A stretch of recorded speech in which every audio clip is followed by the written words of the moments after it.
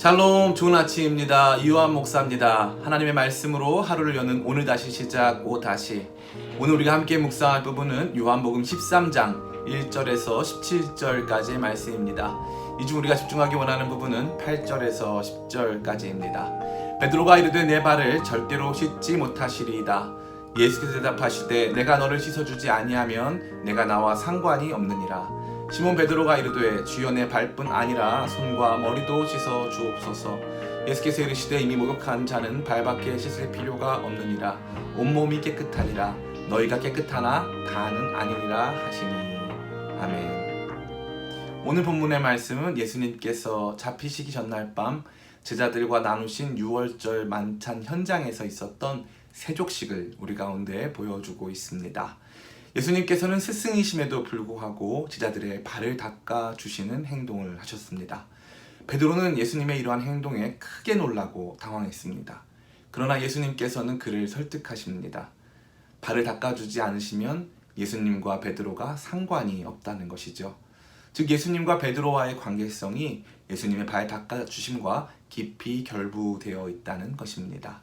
베드로는 예수님의 이러한 말씀에 또 과하게 반응하며 그러면 자신의 손과 머리도 씻어달라고 말씀드립니다.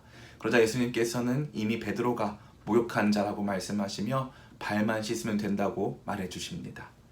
이 말씀이 우리 가운데 던져주는 메시지는 무엇일까요?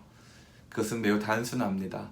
바로 온몸을 씻음 받은 우리는 또한 발 씻음도 받아야 한다는 사실입니다.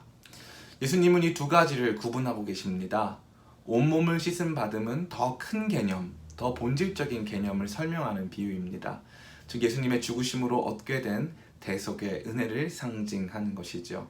그러나 발을 씻는 것은 마치 매일 활동하다 보면 발이 자연스럽게 더러워지기에 발을 매일 씻는 것과 같이 우리의 일상 속에서 늘 존재하는 크고 작은 죄들을 주님 앞에서 용서받고 씻음받아야 한다는 것을 말해주고 있습니다.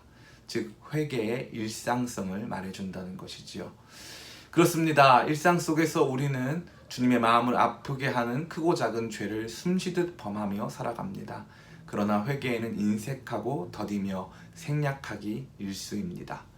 또 가끔은 예수님의 십자가 대속이라는 큰 개념 안에 우리가 범하고 있는 일상의 죄의 문제를 대충 덮어두려 하기까지 합니다. 그러나 이러한 모습은 주님께서 우리에게 요청하시는 신앙의 모습은 결코 아닐 것입니다. 예수님은 뭐라고 말씀하십니까? 예수님의 발 씻어주심, 즉 일상의 죄악들을 씻어주시고 용서해 주시는 과정을 통해서 우리가 예수님과 상관 있는 존재가 된다고 말씀하시는 것입니다. 그러기에 우리는 예수님과 더 깊은 관계를 유지하기 위하여 날마다 우리에게 베풀어 주시는 발 씻어 주심의 자리로 나아가야 하는 것이죠.